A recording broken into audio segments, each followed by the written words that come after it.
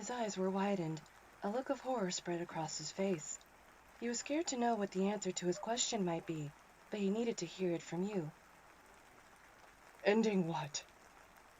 He wavered. Us. You can't! He shouted, grabbing your shoulder. If it's about me missing another date, I'm sorry. I didn't want to leave you. It's not about that. I'm sorry that I leave you alone at night. Toshi. Or that I'm never there to enjoy breakfast with you. Please stop. I know you get lonely, but I promise I'll change it. Toshi, listen! You shouted. This isn't about any of that. His breathing was ragged, trying desperately to speak calmly, but he was losing it. Everything was breaking before his very eyes, and the one person that made him happy wanted to leave him. Then what is this?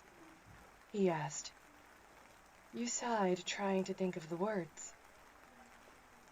To me, you're Yagi Toshinori. You're the man of my dreams, my best friend, and the love of my life. But to the world, you're All Might, the hero with a smile, the savior of all, and the #1 hero. I can't take what the people need, but it's obvious that trying to cater to both of us has been too hard on you. I don't want to make your life difficult, nor would I ever want to be in the way. You can stay the best, so long as I'm not here. That's not true at all. He grabbed you by your shoulders. Your love is not a burden. It's the only thing that's keeping me going.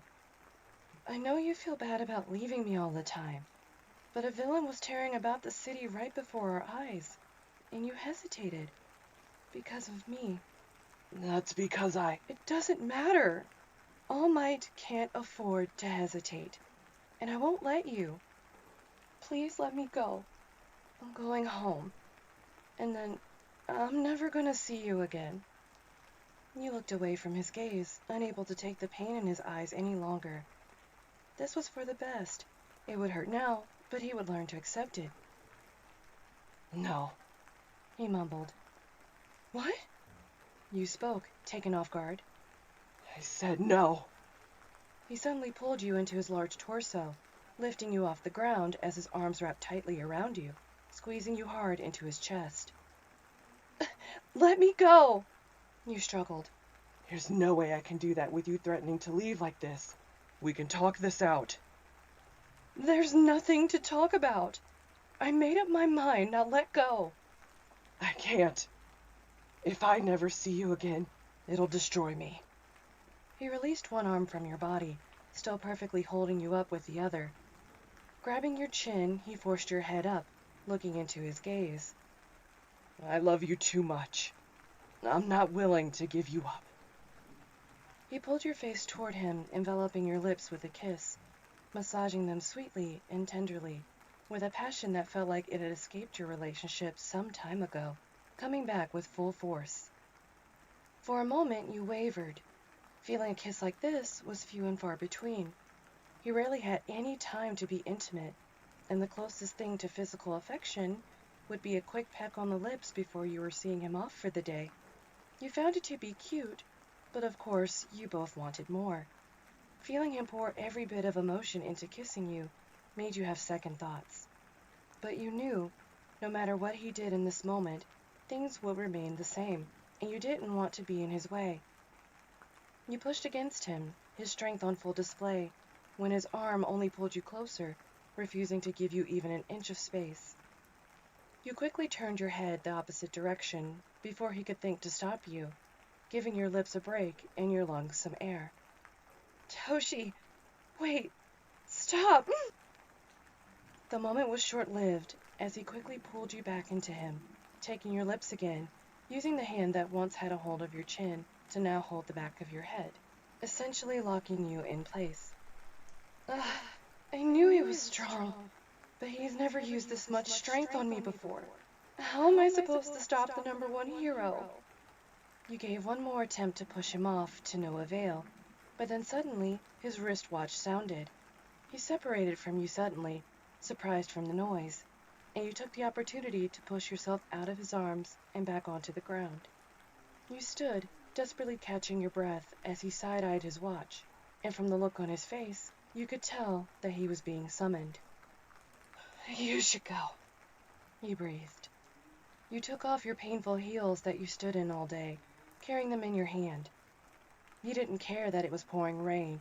Your mind, heart, and now your feet all ached, and it was nice to relieve just one of them.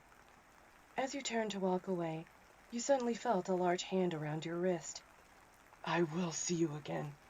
This isn't over," He spoke with determination. "Yes, it is. Goodbye, All Might." You pulled your arm from his hand and walked back on your swollen feet, sauntering to your apartment. You could no longer stop the tears that had been ready to flow since you had uttered the dreadful words to end things. This was truly the most painful thing you had ever done, and you wish it didn't feel like it was necessary, yet you knew it was. Despite every fiber of your being shouting not to let him go, you knew you had to. You looked up at the moon hovering over your apartment complex and slowly made your way in, stammering up the steps till you finally made it to your hallway. You made your way inside and collapsed on the couch, not bothering to shower or change out of your soaked clothes. You were just ready to be done with the day and sleep it off. The next day, Toshi saw the full extent of the truth of your words. He immediately tried to call you after working, just for the phone to ring for a moment and then be sent straight to voicemail. His attempts didn't stop there. He sent texts with no reply and tried calling you numerous times, but the phone no longer rang and went straight to a voicemail box that was no longer accepting messages. After realizing that you blocked him, he went through every avenue to try to get in touch with you. Over the next several days, he would send letters with no response, would use new phone numbers to try to call you, which also ended up blocked, and even reached out on social media, which he honestly didn't care for, but wanted to try some way, anyway, to reach you. That only resulted in another block. He sighed, collapsing onto the small chase in the teacher's lounge of UA. He grazed his hair back in frustration, looking up at the ceiling in a daze, holding his phone in defeat.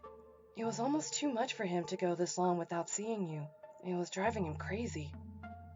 He lazily looked over to the right, suddenly seeing a mop of messy dark hair hovering beside him. What's wrong with you?" The deep voice above him spoke. He snapped out of his daze, seeing the glazed-over tired eyes of his dear friend. "Aizawa, what are you doing here?" "I work here," He stated bluntly. "That's not what I meant." Aizawa sat down next to him, ignoring his statement. "You've been stressed for a while now. More than usual. What's wrong?" He asked. "You can read me like a book." He sighed. "Naturally. It's Liz. She broke up with me, and now she's not talking to me at all. I miss her." "Did you end things on bad terms? I thought everything was fine." "Not exactly." He reached into his pocket, pulling out the black velvet box. "I was going to propose to her the night we broke up, but I got pulled away due to hero work. Seems it always happens lately, and I haven't been able to spend any time with her. I knew she felt lonely, but instead of blaming me, she made it her fault." "Do you just carry that around with you all the time?" Aizawa questioned, pointing at the box. Toshi smiled, embarrassed. "Don't want to miss an opportunity should it present itself. Plus, I don't have the heart to leave it at home. I feel terrible that she thinks she's a distraction. I never thought of her that way." "Did you tell her that?" "I tried to, but she wouldn't hear of it then, and now she won't talk to me." "You know where she lives, right? Just go over there." "She won't even answer my calls. I doubt she'll answer the door for me." Aizawa looked up at him, puzzled. "You do realize you're All Might, right? You could just break the door down." "What? I can't damage public property." You're almost too righteous for your own good." Aizawa stood up, looking back at him. Fine. I'll help you. It'll be your only shot, so better make it count. Toshi looked at him puzzled, but then smiled. He certainly wouldn't squander a chance if he was offering it. He desperately wanted to speak to you, to see you again, and so long as it didn't include damaging public property, he was willing to do anything. The next day, you walked into the local police station after being summoned for the bombing incident. They requested that all witnesses give a statement, but since there were so many, it took a while to get to everyone. You were the last one. You were escorted by an officer down the corridor and into one of the interrogation rooms. Even though you weren't in any trouble, the room still felt unsettling.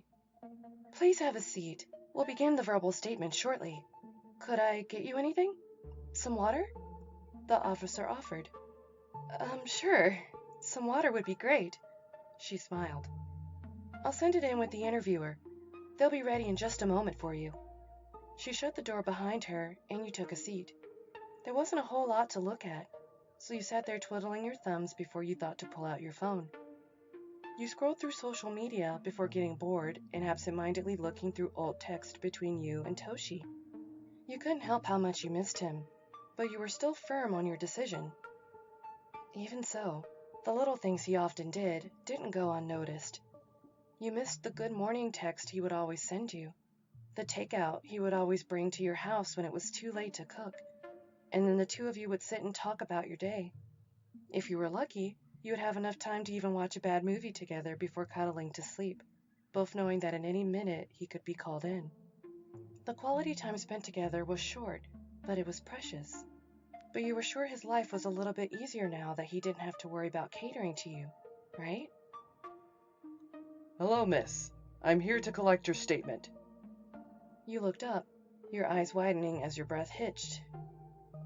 Speak of the devil really couldn't have applied to a better situation. There he stood, the love of your life, right before your eyes, and with a glass of water no less.